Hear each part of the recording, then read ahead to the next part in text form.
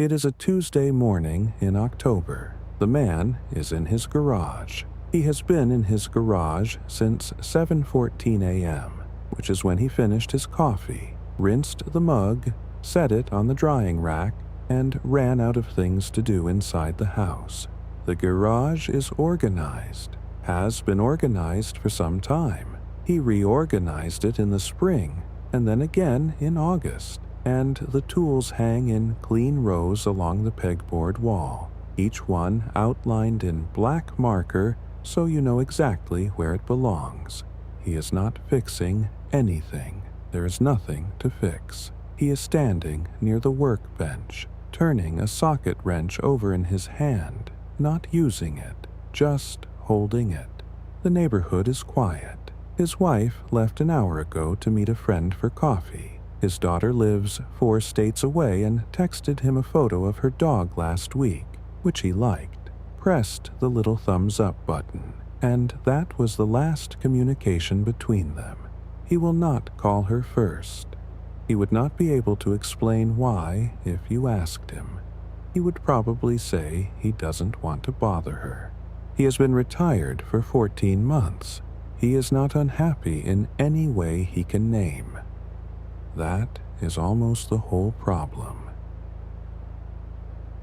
When researchers at the University of Michigan studied retirement adjustment in men over 55, what they found was not what most people expected. Depression was not the primary outcome. The primary outcome was something quieter and harder to measure, a diffuse sense of purposelessness that men could not articulate as a problem because they had no vocabulary for that kind of interior experience.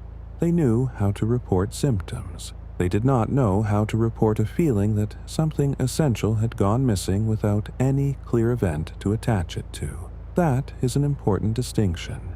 This is not a story about men who fell apart at retirement. Most of these men did not fall apart. They are functional. They wake up.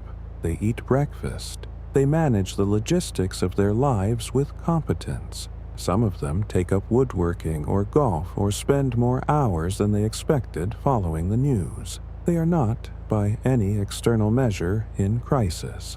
But 14 months in, or 3 years in, or 5 years in, something has become undeniable. The phone does not ring the way they expected it to. People do not drop by. The social world that felt robust when it was organized around a job, around a workplace, around the rhythms of professional life, that world has not followed them into retirement.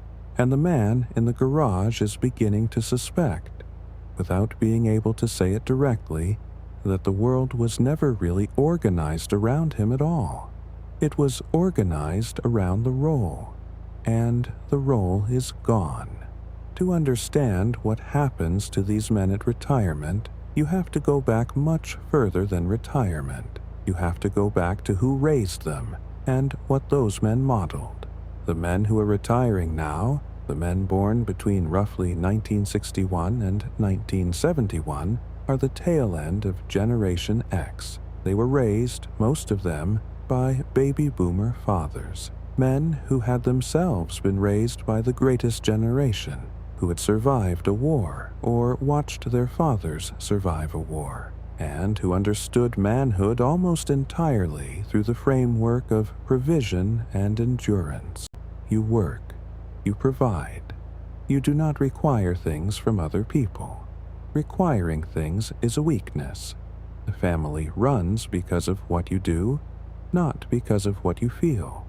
And your feelings are, if they exist at all, not particularly relevant to the running of the family. These boomer fathers were not cruel men, many of them. They were not absent in the physical sense. They came home. They sat at the dinner table. They came to the games, sometimes. But they were present in the way a load-bearing wall is present, structurally necessary, not conversationally available. The relationship had weight without intimacy. It had duty without disclosure. The son grew up knowing his father worked hard, and knowing his father would handle things and knowing in some unspoken and cellular way that asking his father how he felt about something was not something you did. Now, that boy grew up, and he became one of two men. The first man inherited the pattern directly. He became competent, opinionated, reliable, and controlling, not in the dramatic sense, but in the way that every conversation becomes subtly about his assessment of the situation. Every problem someone brings him becomes an opportunity to diagnose and prescribe. He gives advice the way other people make eye contact, automatically, as a reflex, as the only emotional language he was ever given. But over years, slowly, people stop bringing him their struggles, not dramatically, not with a fight. They just find themselves not picking up the phone when something is wrong. They find themselves editing what they tell him, keeping it to the surface, the manageable, the things that won't trigger a monologue of solutions. They still love him. They just don't feel particularly known by him. And so the intimacy quietly evacuates from his relationships without anyone saying a word about it. And he doesn't notice it going until one day he is retired and sitting in a house full of people who are physically present and emotionally miles away, and he cannot trace back the steps that led here.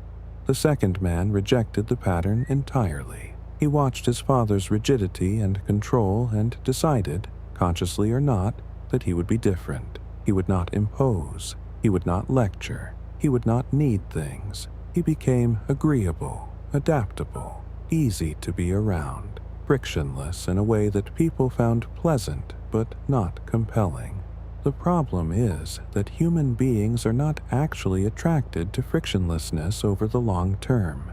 People are drawn toward presence, and presence requires someone to actually be there, to have wants, opinions, reactions, to occasionally need something from you, to generate a little bit of necessary resistance. He too ends up alone, without a fight, without a clear cause, just gradually, the way fog comes in, unannounced, while no one was looking at the horizon.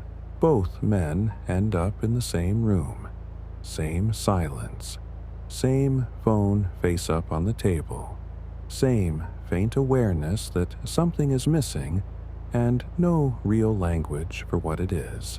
Research from Brigham Young University found that social isolation is associated with a 29% increased risk of premature mortality, a figure that rivals and in some studies exceeds the health risks of smoking 15 cigarettes a day. The problem is not that they are afraid of dying early. The problem is that they are not sure what they are living for.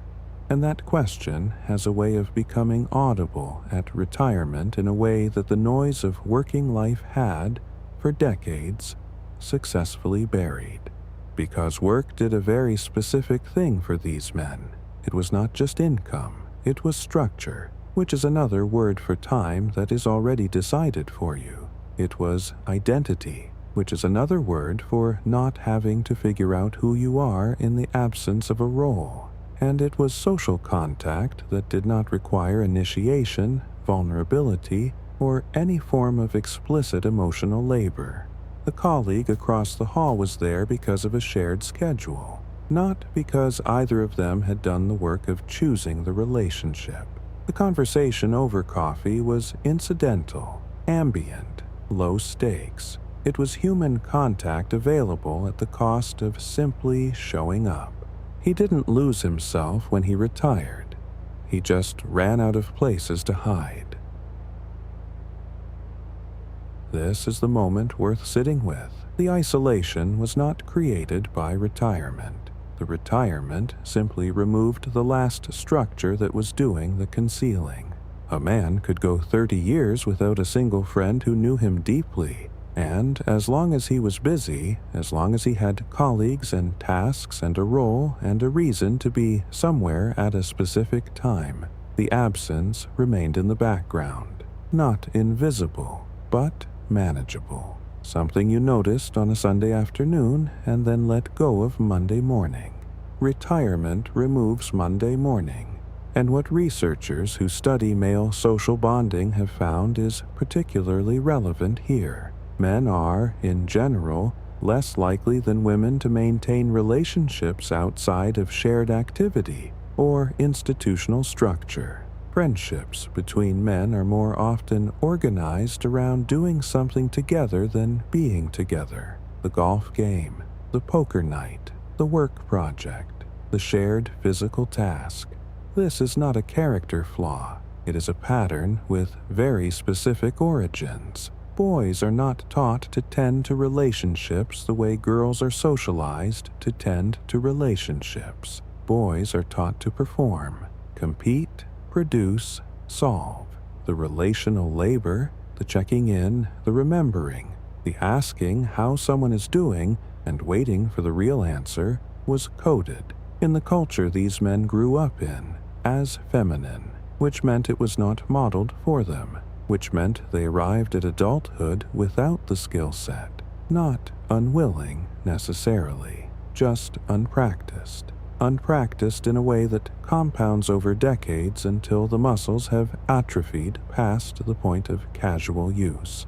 A 2019 survey by the American Association of Retired Persons found that roughly 1 in 3 adults over 45 reported feeling lonely, but men in this demographic were significantly less likely to seek help for it or to discuss it with anyone, including their doctors, including their wives, including the friends they did have. If you don't name it, it cannot be a problem. If you don't name it, you can continue to believe that the guy who calls you from Florida once a year is still your close friend. You can continue to count your children as your social world, even though the last real conversation, not logistical, not about the grandchildren or the flight schedule, but an actual conversation about what either of you is going through, happened when. There is a specific kind of visit that happens in the early years of these retirements. The adult child comes for a long weekend, flies in, rents a car, stays in the guest room. The man is ready for this. He has thought about it. He has fixed things around the house in preparation. He has made a plan for meals. He is, in the way he was always good at being, prepared. The visit goes fine. There are meals, there's a trip somewhere, a landmark or a restaurant someone wanted to try. There's an evening of television, and at some point during the visit, the child, who is in their 30s now with their own life, their own accumulating complexities, tries to tell their father something real, something about their marriage, or their work, or a fear they've been carrying, or something about themselves they're trying to understand. And the father, who loves this child entirely, who would do anything for this child, responds in the only emotional register he fully possesses. He gives advice. He identifies the problem. He suggests solutions. He may, if he is the other kind of man, say nothing and change the subject gently, steer toward something lighter, something manageable, because he is not sure he knows how to hold what's being offered. Either way, the child stops. The moment passes. The visit continues. In the car on the way back to the airport, the child thinks, not unkindly, I could never really talk to him. And then they think, with a little guilt around the edges, I love him so much. And both things are exactly true. The father, at home, is proud of the visit. It went well, he thinks. It's good to see them. He texts, safe travels. They respond, thanks, Dad. Love you. He puts the phone down. He goes to bed. He will not understand for a long time, if ever, that something was offered and missed, that the window was there, that the child wanted, more than anything, to be let in. The men watching this, and some of you are sitting with this in a way that is making the room feel different than it did 10 minutes ago. The men watching this are not bad men. That cannot be said clearly enough. The pattern described here is not about moral failure. It is not about not loving people. These men love their families deeply. Many of them have spent 40 years making sure everyone around them had what they needed. They showed up. They provided. They were reliable. They were, by most external measures, good. The question is a different one. The question is not whether they loved. The question is whether they were ever taught that love includes being known, that it requires allowing someone access to what is actually happening inside you, that it is possible to be present at every family dinner for 30 years and still be, in the way that matters most, unreachable. The psychologist Terence Real, who has written extensively about male depression and intergenerational trauma, makes a distinction between the performed self and the authentic self, and argues that men raised in cultures of emotional stoicism frequently lose access to the authentic self so completely that they are not withholding from their families. They have simply forgotten what there is to share. The suppression was so early and so total that the interior life is not hidden so much as genuinely difficult to locate. The man who says, "I'm fine," is not always lying. He may have checked and found nothing specific, and reported accurately from whatever he was able to access. This is not permanent. It is not irreversible, but it is real. There is a statistic that, once you hear it, takes a while to leave. A study from Harvard's Making Caring Common project found that 15% of men in America report having no close friends at all. None. Not a weak tie they'd call a friend, but a genuine absence. 0 people they would call in a crisis, 0 people who would call them. Among older men, men past 60, that number climbs.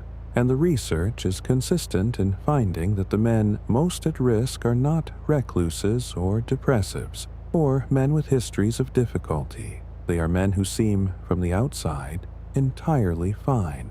Men with wives and children and neighbors who like them. Men who are functional, reliable, and quietly, profoundly alone. The man in the garage is not an outlier. That is the thing. He is a pattern. There are thousands of men in organized garages right now, turning tools over in their hands, not quite knowing what to do with a morning that belongs entirely to them. They filled the years. They were good at filling the years, and now the years are asking them a question they were never given the tools to answer. Not, what do you do? Who are you? What do you need? Who do you want to be in a room with? And have you told them that? There is no clean resolution to offer here, and any attempt at one would be dishonest. What can be said is this: the recognition itself is not nothing. The man who can sit with the accurate description of his life, not the defended version, not the version where he is fine, but the real one, the one where the phone doesn't ring, and the visits feel adjacent to what he wanted, and the years of competent, reliable, emotionally foreclosed performance are beginning to cost something he cannot quite name. That man is closer to something true than he was before. It does not fix the socket wrench years. It does not undo the visit where the window was there and he missed it. It does not produce a friend by the end of the week. But there is a specific kind of relief in having a thing accurately named after years of carrying it unnamed. It is not happiness. It is not resolution. It is just, finally, the right word for something real. And some of these men have been waiting a very long time for that.